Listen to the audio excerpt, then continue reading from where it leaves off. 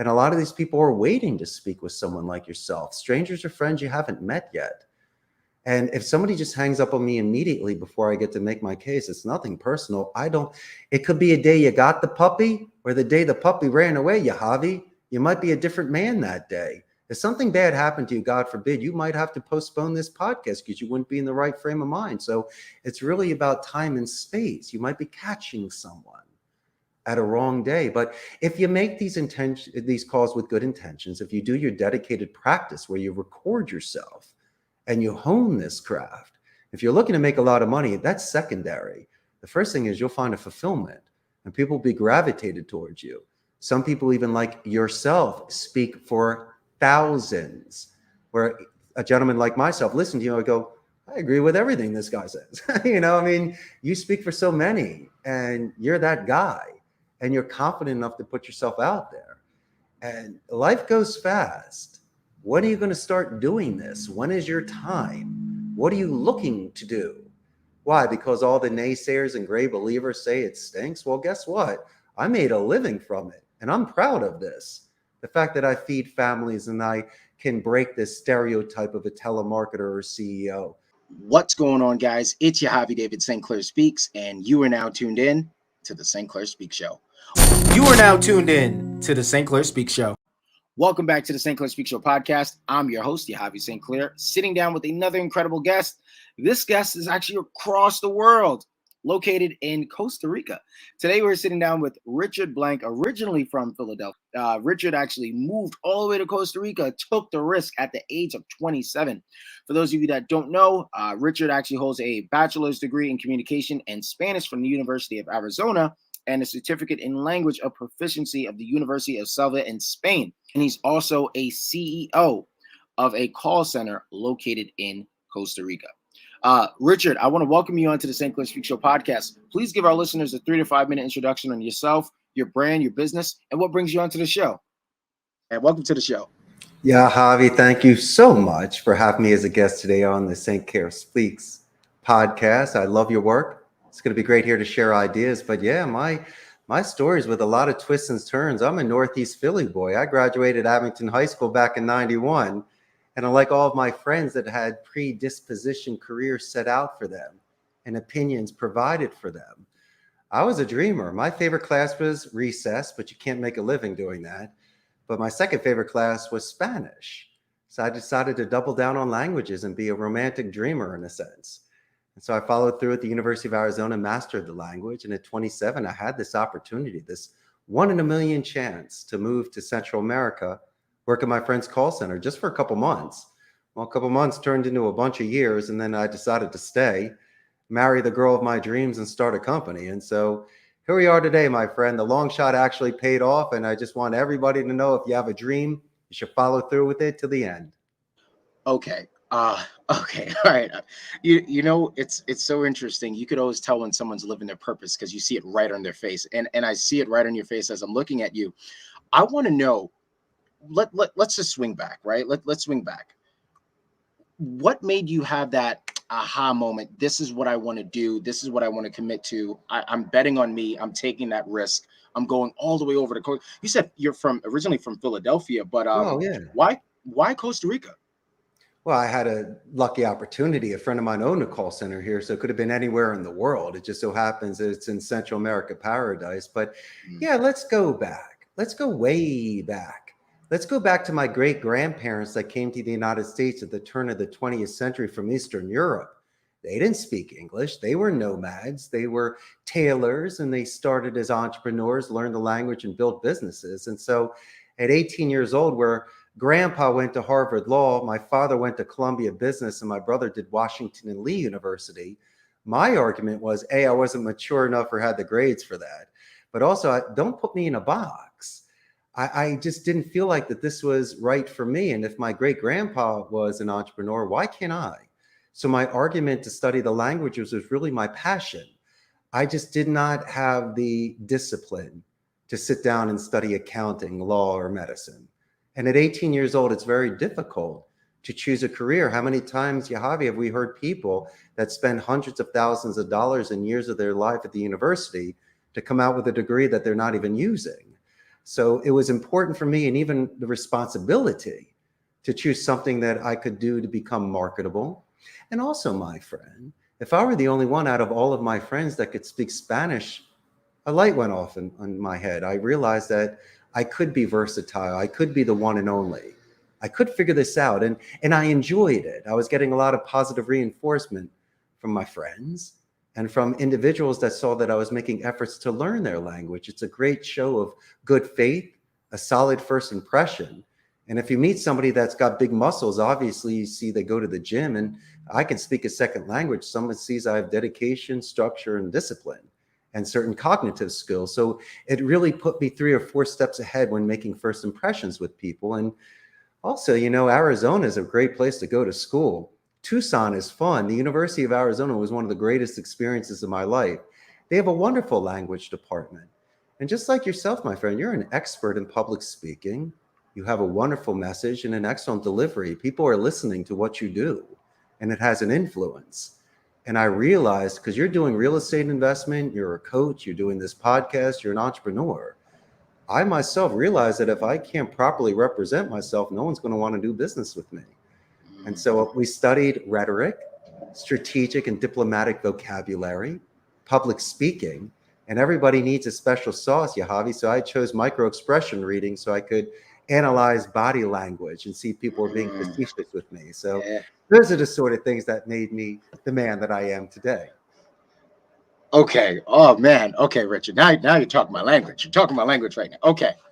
Whew. I had to get you kind of like pulled me in with the body language, and Let's I slice took it this. and dice it. There's plenty of layers there we can go through. Yeah, you know what? So as you made that point, my biggest takeaway from everything you just mentioned was communication, right? Okay. So talk to me about communication, because you talk about you just mentioned body language, and you know you've mastered speaking Spanish, right?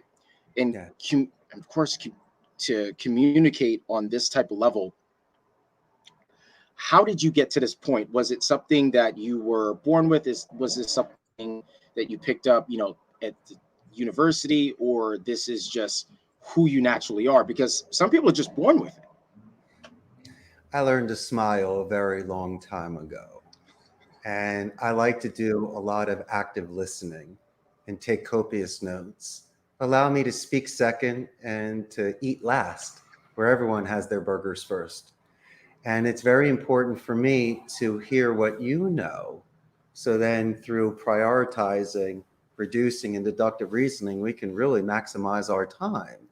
It's being very gracious with the time. I don't need to be selfish. I don't need to always prove my point. Sometimes the best points are when we agree, or if I understand your position. But to me, being an owner of a company, you have leverage. Just like yourself, you have people that work with you. And the greatest thing that I could do as a business owner is to show empathy.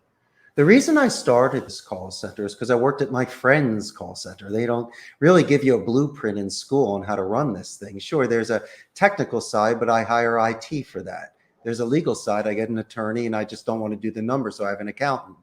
What I focused on while working at my friend's center was I was with the proletariat. I was with thousands of Costa Rican ticos, listening to them make the calls, hearing the good and the bad. And so for me, being in that area, I could see certain sections in which to enhance the experience, to give people their dignity so they don't feel like a robot and want to quit. And just by knowing somebody's name, by walking the rows and stopping for a second and saying, hey, Yahavy, that was an excellent phone call you just made, and say why. Those are the sort of positive reinforcements that I get of the people that work with me on why they don't quit and continue to be here with me. And it's very easy. I hope that you and I today can break some of the misconceptions and stereotypes on either telemarketing, call center, or just being a boss in general. Because in order to scale or grow, people need to be there with you. You know this, if no one shows up at Chuck E. Cheese, you don't have friends at your birthday party. So as much as you think you have a business, you might not have a business if people don't respect you. And so I think we can talk about ethics as well, because I'm very selective of the campaigns that come in here. We're not Glengarry, Boiler Ross, or Wolf of Wall Street. We don't sell stock. It's very selective of the campaigns that come in so I can fulfill the agent's needs.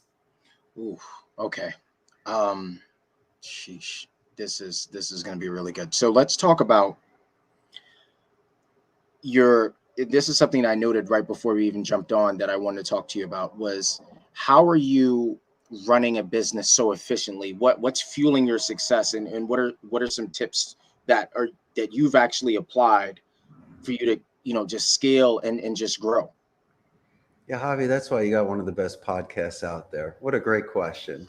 In order for me to grow, I needed to scale. I needed to delegate, finding people internally that may have never been a supervisor before and molding them and working with them. Since English is my first language, it's very easy for me to suggest a thesaurus so they could use similes and use, more diplomatic vocabulary. I assist them in composition writing, business emails and voicemails because it's my native tongue. And I also know the genre of the United States. But also, I encourage somebody. I can see areas in which they have breakthroughs or crack a code, start contributing compared to just absorbing. And in this environment where there's a burnout, a turnover, and don't kid yourself, a lot of people look at telemarketers and they hold their nose or they say, I'd never do it. It's a transitional job. I myself not only survived, but I thrived. And if you can do well in this industry on the phone or any vertical, it just doesn't have to be a call center. It could be extremely lucrative. But the most important thing is to make sure somebody's on a level playing field. There's no surprises, to give them all the resources. And we also have a quality assurance department, so we're able to grade calls and coach on calls. So for me, it was slow and steady. We can talk about the finances later, but initially to me, it was about surrounding myself with the right people, putting my ego aside, Yahavy, because I'm a guest in this country.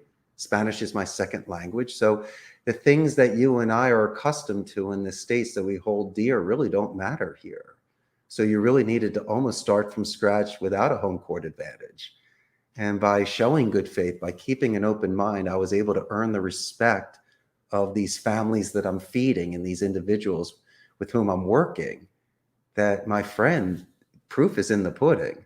I mean, luxury of a track record, the fact that I am almost in my 15th year, it's almost a testament. And so besides myself, that I'm proud of how far I've come, I'm even more proud of the individuals that have been with me over a decade and have grown at my company. So if you think that way of paying it forward, of finding ways to elevate others, naturally stars become aligned and it comes back to you, Yahavy. You know this, my good friend. Mm. I want to talk to you about misconceptions in what you do, right? Sure. Whenever someone hears call center and telemarketing, some people, their natural reaction is they're cringe, or they had their experience and bad experiences, I'm sure. So Sure. they kind of relate that with their past experience. But how do you get over the hump of those misconceptions and have a clear, concise message in what you do? So many ways to do that. First and foremost, I'm never going to call you during dinner, because if I do, Yahavy, we can't be friends anymore. And secondly, I have to make sure that the campaigns that come in, the agents feel comfortable with it. I don't do sports books, casinos, stocks, pharmacies, or sweepstakes. I have nothing against it. I just don't do it. And the agents need to feel comfortable in what they're doing, because if it's uncomfortable and they're forcing a fit to earn a dollar, they're not going to be authentic. And once again, they're compromising their ethics. I also believe today, Yahavy, a lot of people are preferring to do things in non-voice omni-channel, where it's just chat or emails. So there is a ton of miscommunication and misunderstandings there in regards to the tone and your messaging. And so when you're speaking with somebody, let's think of the positive things that can come out of that. You can retain a client, you can upsell them, you can get a referral. And let's look at it in a mature way.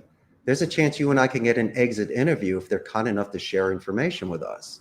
They can make suggestions to you and I on ways in which we can improve, or what our competition had done in order to earn their business. And there's a lot of people that don't work at call centers, but work at companies, including your own, that make and receive phone calls. You may need to call a supplier or a distributor or a partner and speak to a gatekeeper before being transferred.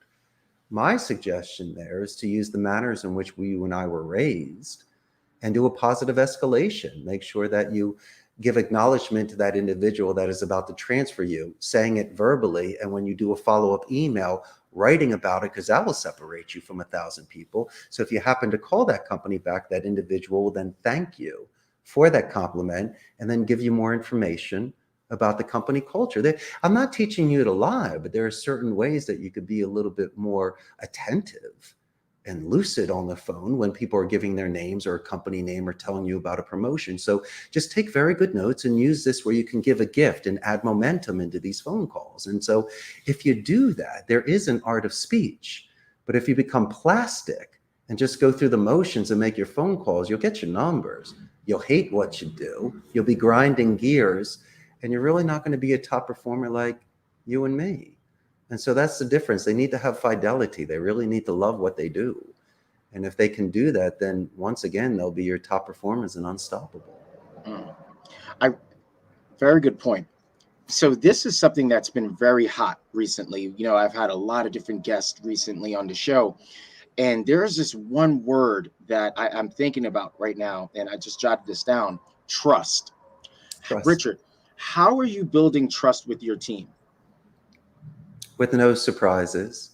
I like being forthright. If it is with my team, for an example, I will make sure that they have all the resources to reduce any sort of fear, because that's a morbid anticipation of something that hasn't happened yet. If I only give you a list of 100 numbers and all of them are wrong, you're going to feel very uncomfortable. But I'd have to let my agents know that I spoke to the client and we're getting a new list, or we're going to be working on rebuttals, or we're going to work on an email template. And so as long as people participate and they're engaged, it reduces any sort of fear and increases the trust. I don't expect it off the bat.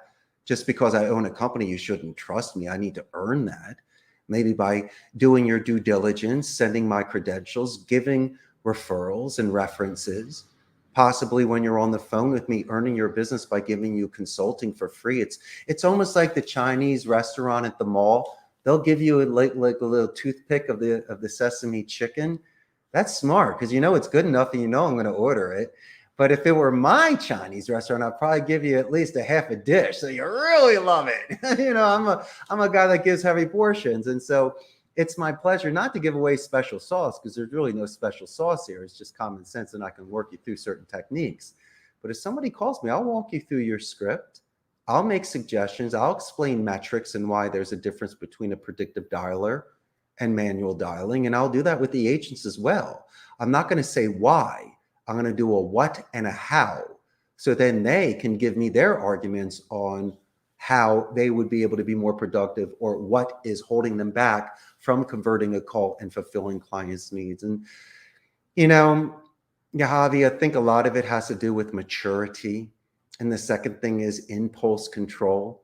And if I do have the luxury of time, where if I say something and I can sleep on it, take a walk, rest on it, write a draft, send it the next day, then you'll even add more trust.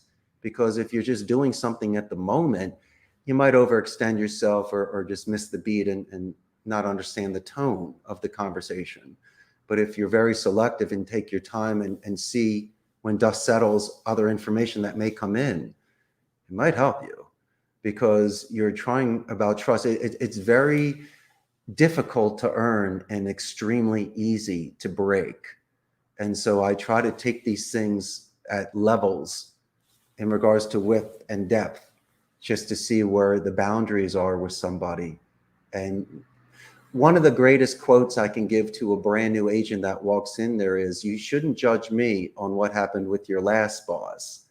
And am I only the first boss that you ever met that worked at a call center? And so these are certain things I can establish myself, that I'm the first boss that gave them their dignity to know their name. And secondly, I never cursed at you. I never yelled at you. You never did a walk of shame at my center, as you didn't show up late, didn't make your calls, and was looking at YouTube instead of doing your work. So I think there's an expression in Spanish, borrar y cuenta nueva, where we can just start from scratch again. And I think I deserve that as much as you deserve that. And if we can eliminate you being afraid of me because I'm a CEO, then we can start strong. Because if you're not breaking the law, why are you afraid of a cop? And if you're not cheating on a test, why are you afraid of a teacher? If you're showing up on time, pen at the ready, wanting to win, don't be afraid of me. I'm the first person to look ways to promote you and pay you more money. And that's the part of maturity that I'm hoping that individuals can get to those certain levels for trust. Richard, I really love that point. as you're mentioning that, I'm thinking of two things that came to mind, right? Like earlier on, we talked about communication briefly. It's Mhm. also that communication and having that open door. And I also jotted something down as far as just the feedback component, right? Just having that open door, communicating with your employees. You mentioned, you have a couple of employees that's been with you for years, right? Sure. I mean, I'm pretty sure they're not going to stay. They won't stay there if they weren't happy. But they're happy. They're seeing success. How are you able to retain great talent at the same time and give that constructive criticism to help them improve in their day to day? I don't want Mr. Burns Smithers. I don't need a Oh, yes man. I want someone that wants me to win, but you can't yes me every day. My tie doesn't look good. You've got to let me know. And so it allows somebody to take that risk and to take that chance and that vulnerability to put their mind out there. And not saying that their opinion or what they see at that moment is the right thing or correct, but the fact that someone feels comfortable enough to speak with me are some major steps.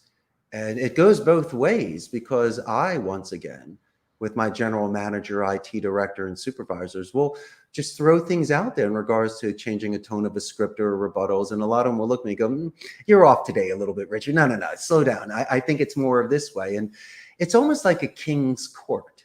The smartest king allowed anybody in their kingdom to walk that red carpet with the trumpets and to make their case in front of the king. And you also read about Machiavelli's The Prince. There are some people that can become peasants to princes. And in order to do that, you need to share with the king your ideas. And someone like myself may be in this bubble where all I do is C-level stuff and I might walk the rows. But as I mentioned, when I was at my friend's center, I was with the people in the lunchroom in the cubicles. It's not like that today. I can, as much as I want, sit with people in the lunchroom and sit in a cubicle, but still a lot of people will see me and maybe not have the same conversations as if they would if I weren't around. So I don't get the same sort of intel. I'm not saying I'm spying either, but I'd like to test the waters of the center just to see how people are doing. And it's not that I'm looking to let people go. I'm looking to have people stay. So any sort of, as you say, constructive criticism, I say it's calling the balls and the strikes. It's someone being real with you. And it doesn't mean for you to say that you don't like something. There are diplomatic ways to bring it to my attention. And I think the smartest thing somebody can do before doing that is to say, hey, Yahavy, may I make a suggestion? And you say, yes, Richard. And then I'm at liberty to discuss that with you, compared to just coming at you guns a-blazing. That's not the right thing to do. And we also don't do things on the floor. I don't want to embarrass somebody or cause a scene. I think certain things should be done discreetly, or somebody should be given the opportunity to speak without any sort of judgment or eyes prying upon them. And so these are the sort of things I take into consideration when looking into the lives outside of the call center, which may be affecting their performance here. Because, my friend, there might be something we don't even know about, that instead of prying, we can possibly help recharge their batteries and reset that individual so they can conquer their challenges outside the office. So many different things are in play. Oh man. Oh, look. Making cold calls or making calls, if you have no experience, it could be intimidating at first. It could be intimidating. So I want to ask you this, and then I want to jump to, there's another question I really want to jump to. How are you helping your employees or someone that's now starting out, right? Maybe you are the first boss, Richard. You mentioned this before. Maybe you are the first boss. How are you helping them get out of their own way and see their potential of what they could do on the job and being efficient? Come on, warrior, let's prepare for this battle. The first thing I let them know is that learning a second language is 10 times harder than any campaign I can put them on. And we get hung up on for a living. If you're going to be a boxer, you might take one in the chin.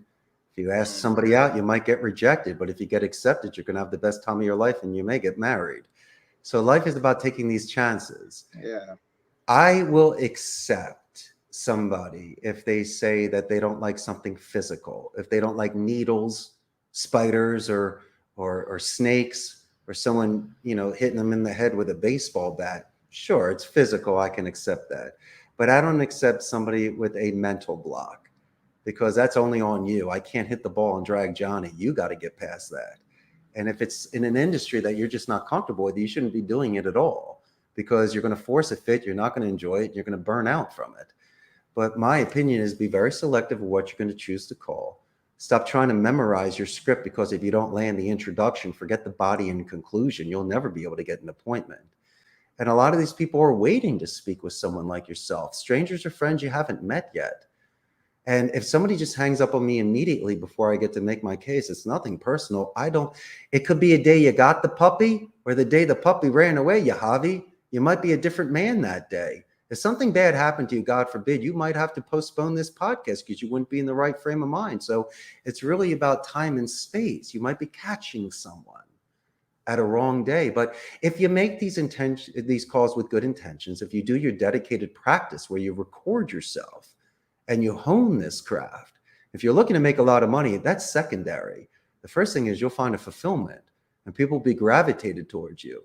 Some people, even like yourself, speak for thousands, where a gentleman like myself, listen to you, I go, I agree with everything this guy says. You speak for so many, and you're that guy, and you're confident enough to put yourself out there. And life goes fast. When are you going to start doing this? When is your time? What are you looking to do? Why? Because all the naysayers and gray believers say it stinks? Well, guess what? I made a living from it, and I'm proud of this. The fact that I feed families and I can break this stereotype of a telemarketer or CEO. A lot of people earn good money doing these sort of things. And so if somebody has structure, if they study rhetoric, if they study their vocabulary, if they practice, if they take that feedback, if their phone calls get prolonged, if they do raking by asking questions and finding out what people are interested in, if they do active listening for confirmations, meeting minutes, military alphabet, custom make voicemails and emails, looking at a LinkedIn profile and a website prior to a call like you and I both did for each other. All you're doing is increasing your odds of hitting the target. It goes from half court to a foul line percentage. So go figure. Nothing's 100%. There's no straight lines in nature.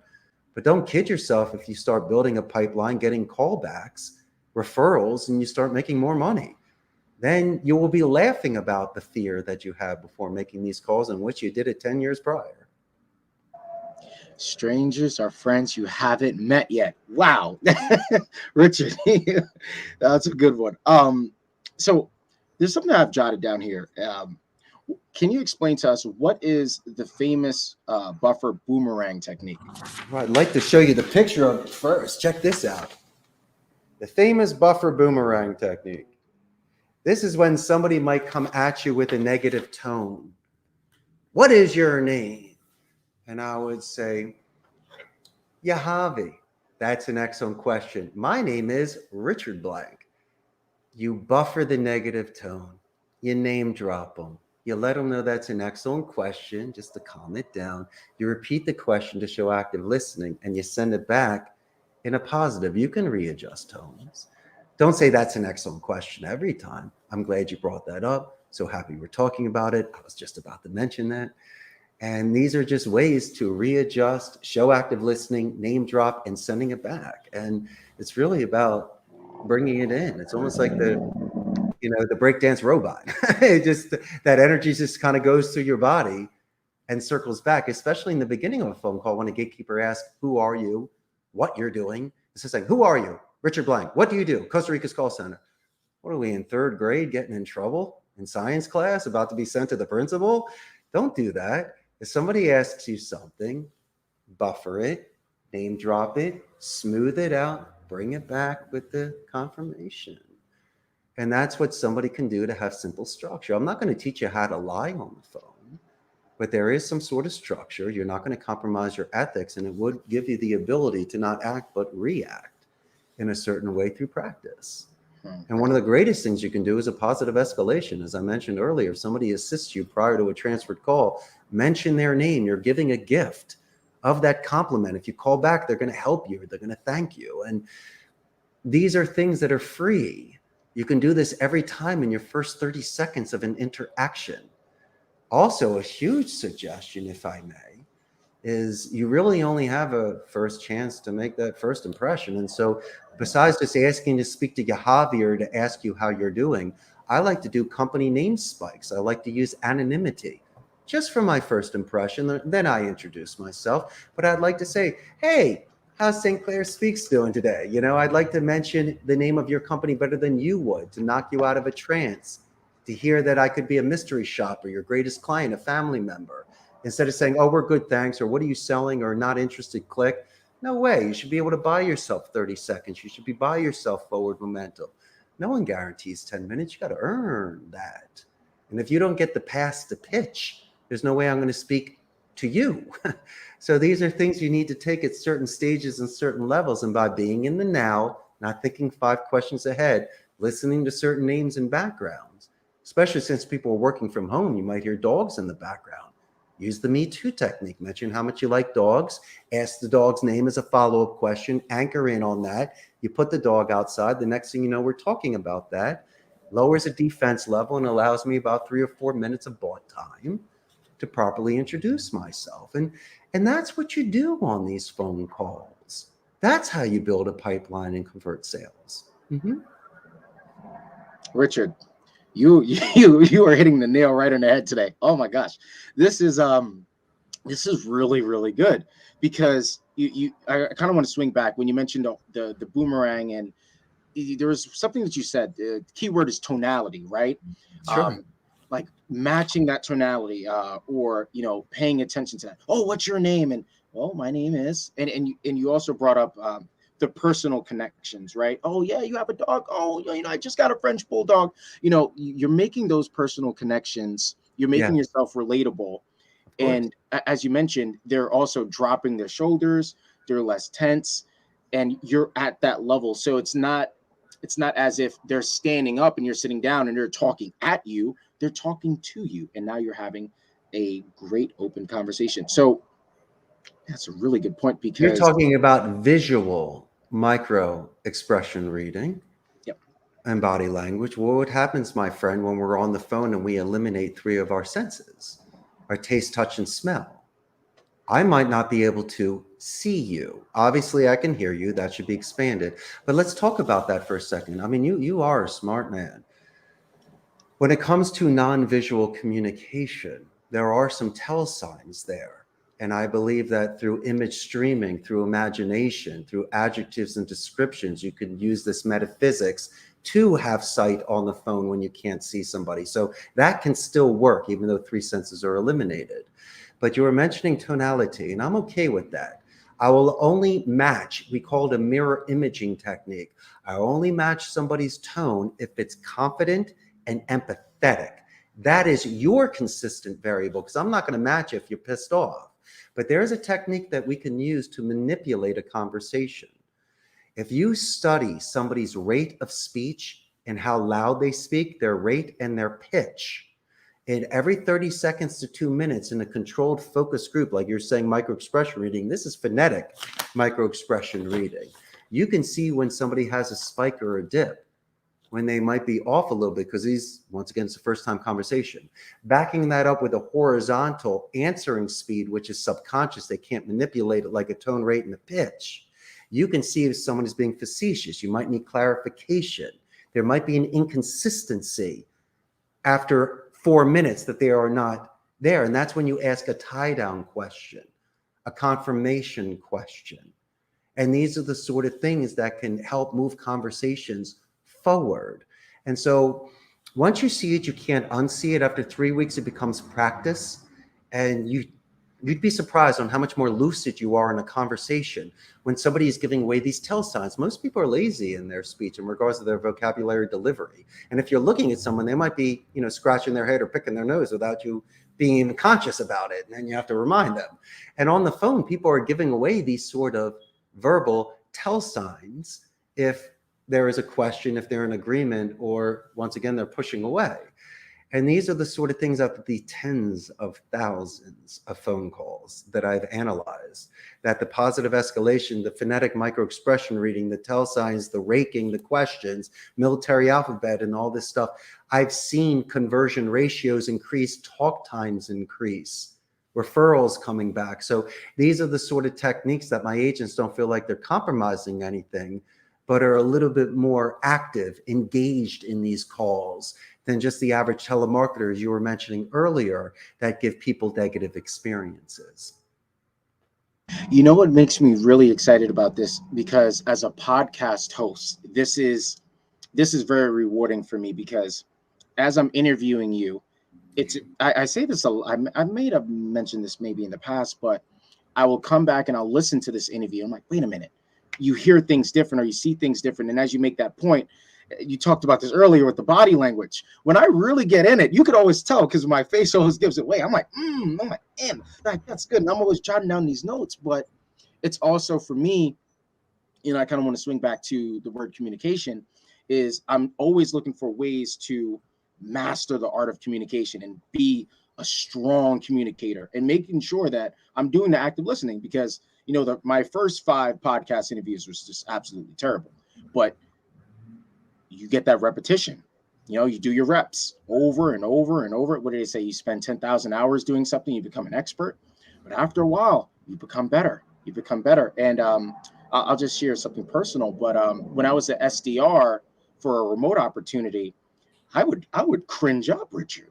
I would I would be very uncomfortable, because in a situation, if I was, making a cold call and I'm reaching out, and, they're just off, and I could just tell, because I'm an empath, and I'm like, oh man, this person's having a bad day. I don't take any of it personal, but I'm always trying to find ways to, ask those open-ended questions. And you made another point of, maybe I'm paraphrasing. Well, I would suggest, this or that, like using the right, here's the thing, word choice. Word choice is key, because you could say the wrong thing and it could go left. So you want to make sure that, you're saying the right thing. Avoid rabbit holes at all costs. That waste time and money. And that's why, for me, it's pretty interesting, but this is I can't believe I'm sharing this out loud, but whenever I have a guest on the show, I always let them speak more than me, because for me, this is what the show is all about, right? This show is built on stories. So to hear your story and picking your brain, it's like, these are things that you could apply not only as a podcast host, not only as a speaker, but as an everyday person. If you want to get better in your personal life, you want to communicate better with your husband or your wife, your friends, these are the fundamentals. But as easy as it is for us to do it, it's just as easy for us not to do it. So how are you, my question for you, Richard, is how are you staying so sharp in what you're doing? Because I mean, we're human beings, right? You're entitled to have an off day, right? So how are you able to do it so well? First, I think you and I saved about 10 marriages today, which is great. It's so funny you mentioned that, because I'm on a spiritual quest. This is a vision quest that I'm on. This is a commitment I made to my 18-year-old self. So I know that my stars are aligned and there's wind in my sails. And so the fact that I've been very conservative with my money to weather storms allows me to sleep at night. I've been able to show the sort of ways that I was raised by my family, which thankfully was a certain manner in which people are accepting me. And I'm good with myself. I can look at myself at the end of the day and realize I put in the best day, even regardless of the outcome. I was doing everything with the best intentions and the best faith. I can't always make the weather change, but I know with myself that I'm doing fine. And as long as I give myself me too time, because you see there's a lot of intensity here. I'm running a business, the whole shebang. But there are moments, my friend, when I put the phone away and I'll hit the gym in the morning. That's very important for me. I like to wash my convertible on a Sunday, and I'm very much into a gamification culture. So I collect pinball machines and jukeboxes. So I'm always playing games with the agents here or in my home arcade. I'm doing pinball marathons, and I'm rewarding myself for the things that I love the most, that I worked hard for. And so it's a very nice Richard circle. And somebody would have to do something so much to disrupt that. And it's really not breaking the circle. It's just something that I would be able to address at the moment and resolve. I'm not going to compromise myself or make my life more difficult. But I don't want to force fits. I'll bend, but I just won't break.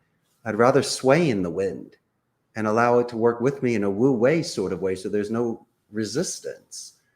And it could have turned out terribly. I could have gone home with my tail between my legs and everyone saying, I told you so.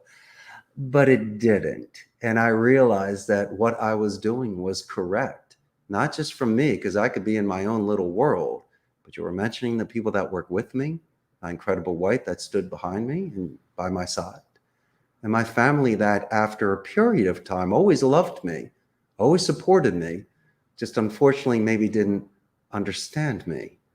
And so today it's very easy to see the progress and what I've done. And maybe that motivated me to take even more chances, not to prove them wrong, but to prove myself right. And so it's all about the forced march, Yahavy. What about the stories of the people that made it across the desert, the ocean, out of the mountain? They survived. Their bones are broken. They're starving. They're on the death's door. But there is something inside of them that gets them to continue. Not saying this is be all, end all in the end of my life, but no. I made a very big decision to gamble on myself and to triple down on these languages and my smile and charm. Could have, as I mentioned, gone one way, but fortunately for both you and I, it went in one way that benefited us today. Okay, man, that's really good. So what are your 3 tips to success, Richard? 3 tips. What are the first things that come to mind? My first thing is empathy. I mentioned that before. You have to treat people well and to give them dignity and job stability. I can combo that into one thing. The second thing is you need to be responsible financially. I could have overextended myself with all the bells and whistles, but I wouldn't have been able to weather a storm. I don't want to work out of a tent, but I don't need to be in a mansion. I need to be at a certain level where it makes the most sense for everybody. And the third thing is to be successful is just to enjoy your life. There's 1,000 ways to make money. I could have done it so many different ways. But for me, I get more out of giving than receiving. I've done very well for myself, but I really get more satisfaction when I'm feeding families, or if somebody brings their mother here to pick them up after work, I'll go downstairs and I'll talk to your mother and I'll say, Yahavy's the greatest. He did this, he did. You almost have to pull me away from speaking with your mother, because you know that's the gift that keeps on giving. You know the mother's going to say to you, young man, you're in a wonderful environment. You shouldn't leave. You should continue to grow. And I realized about extending my circle in a certain way where I'm not really keeping a checklist or a score and tit for tat. I don't want anything in return, but I get things in return. And that's the most natural way that things can happen. And so maybe by being a guest on your podcast today and being vetted and qualified, you're realizing that I'm not selling a 1995 book or a seminar. I have nothing to sell today. All we're doing is we're friends and we're sharing ideas and putting wind in each other's sails. And my story is a true story. I can tell it the same way 10 years from now as I could, 2 years back. And it's real, it's raw, it's essence. It's being a romantic, a poet. And I believe that everybody has that in them. And as long as they're able to try and take those sort of steps, they're going to have the most fulfilled life ever. And I'm the first person to support individuals like that. That is incredible, man. Strangers are friends you haven't met yet. Okay, Richard, please. I do something towards the end of each episode.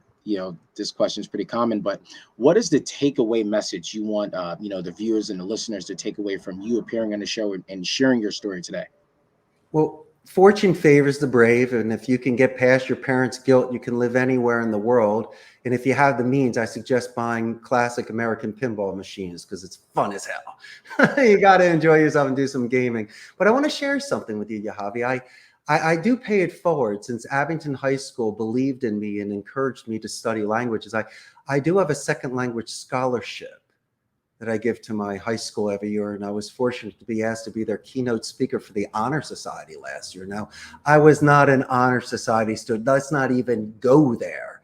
And if it wasn't for the college recommendation letter that I got from the late Principal Norman Schmidt and my Spanish teacher, Esperanza Galshak, I don't know if I would have gotten into the University of Arizona. So you have no idea how thankful I am for my public school education. And not only can I afford it, it's not the money. I pay for a freshman's books for their first year.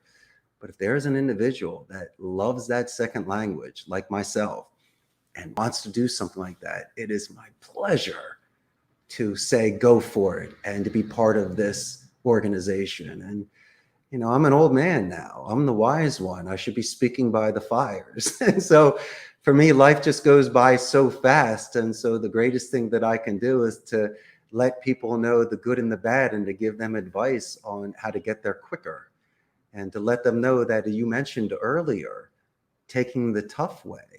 Could have always gone the easy route. No way. You got to scale that mountain. You got to earn your first downs for your touchdowns. And I agree with things like that. And I think you and I are very much on the same page, Yahavy. Oh, man, that was incredible. You got to earn your first downs for your touchdowns. Awesome. This was so incredible. Okay, Richard, please shout out your social media, your website. Where can we follow you, keep up with you, and keep up with everything that you're doing? Well, the first thing you can do, my man, is buy a plane ticket and fly down and come visit me in Costa Rica. I got to twist your arm on that. But if you're not doing that today, you can give me a call, 888-271-6750. Send me an email at ceo@CostaRicasCallCenter.com. And Yahavy, I got a very big Facebook fan page, about 98,000 local Costa Rican ticos. Once this goes live, you're going to have tens of thousands of new fans and also give your audience a chance to learn about the business process outsourcing industry in Central America. I'm north of Panama, south of Nicaragua. We're the only democratic society in Central America. There's no standing army, so we put our money back into education. There's a 95% literacy rate. Claim to have the best infrastructure in Central America and the most neutral accents. Companies such as Amazon, HP, Intel, Oracle, they're here. And we're also known for ecotourism. So if you like waterfalls, beaches, and hot springs, butterflies, iguanas, monkeys, then this is the place to be because the cost of living is about a third. Your buddy's here, and I got 1,000 suggestions, and maybe we do our second podcast here. But Yahavy, I can't thank you enough. I love your work. You're a good man. I support you. And the fact that I'm here today, man, I'm going to wear that medal with pride on my uniform. You know that. This was incredible. Okay, sounds like we need to take a road trip to Costa Rica because I could use a vacation. This was so much fun. For the listeners, I want to thank you for either watching or streaming this all the way through. Thank you so much. Like always, what good is information if you don't apply it? Like Richard said, strangers are friends you haven't met yet. And I've made a new friend today. Richard, thank you so much for spending your time with me today. This is the St. Clair Speak Show. I'll catch you in the next episode.